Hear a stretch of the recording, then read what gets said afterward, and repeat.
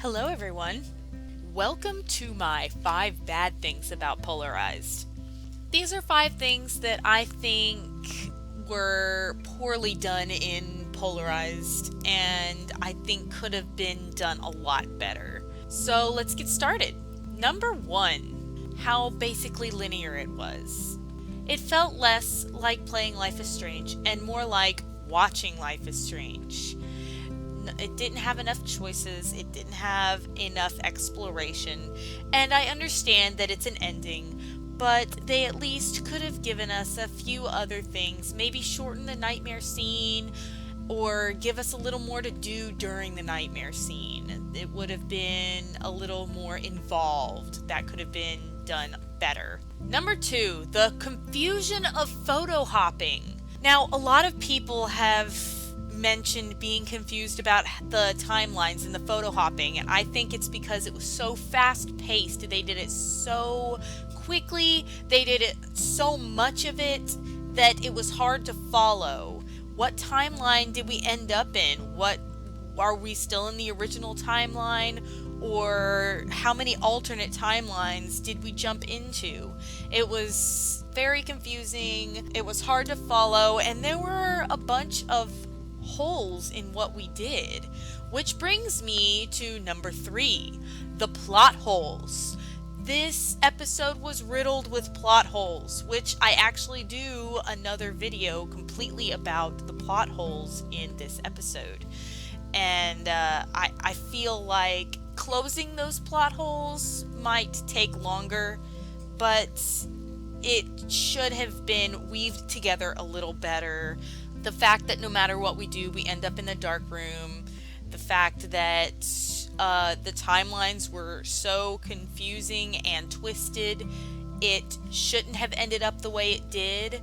The main plot hole was when we go back to tear our photo, that shouldn't have affected us warning David about Jefferson, because Jefferson burned her diary after she had sat in class that day. He burned the diary after she warned David, so it shouldn't have affected that from happening. It shouldn't have affected her other photo hop because that had already happened.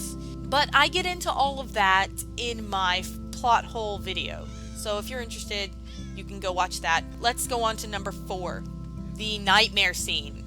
I know, this one is also in my good things about Polarized, but it had its bad moments, and I just want to go over a short explanation as to why the nightmare scene was bad. It was too long, the puzzles were lacking, it was pretty much just a maze. It was cute, but it was also very annoying. And the scene where you're sitting in the dark room in a nightmare felt like just a bunch of thrown together pandering for people who wanted to see Chloe make out with a bunch of the characters. They could have taken that out and added something else, like explaining how she got her powers or answering a few other questions we had.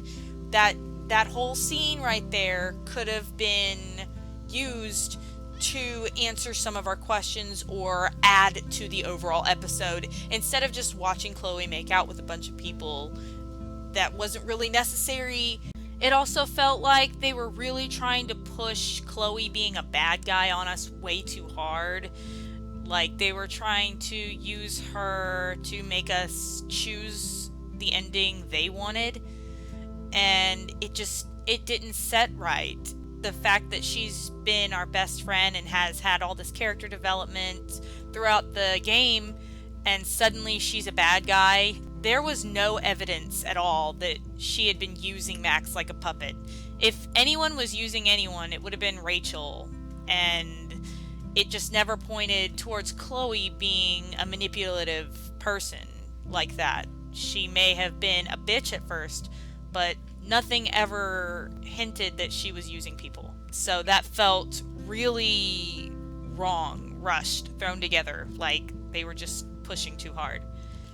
But if you're interested to see what all was wrong with the nightmare scene, you can watch my video about the bad things about the nightmare scene. For now, we're going to continue into the final number 5, The endings!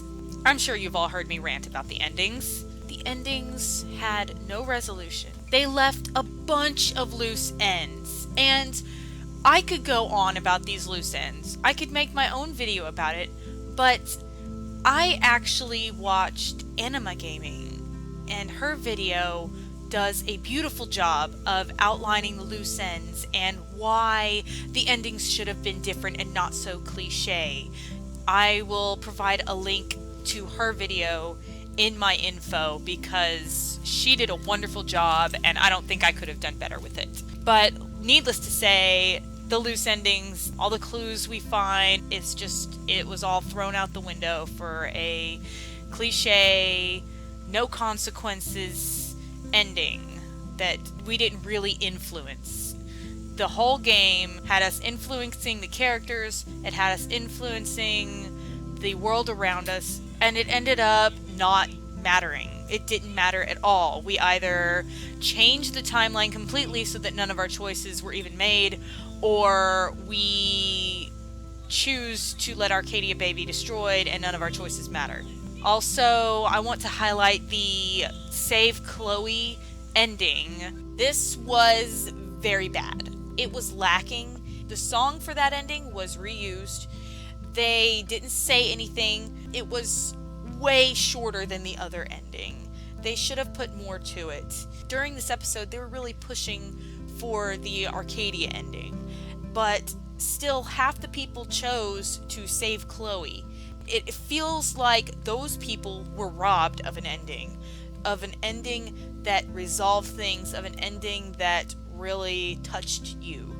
So they could have done a lot better with the Save Chloe ending. There was no resolution. There was very little satisfaction to the ending. So this has been 5 bad things about Polarized. In 2 of these things, I go into more detail about why they were bad, and those require a whole video for themselves. So if you find other things that you feel were bad about Polarized, leave in the comments. So let's hear what y'all think. If you enjoyed this, you should watch my 5 good things that Polarized did. Thanks for watching, everyone.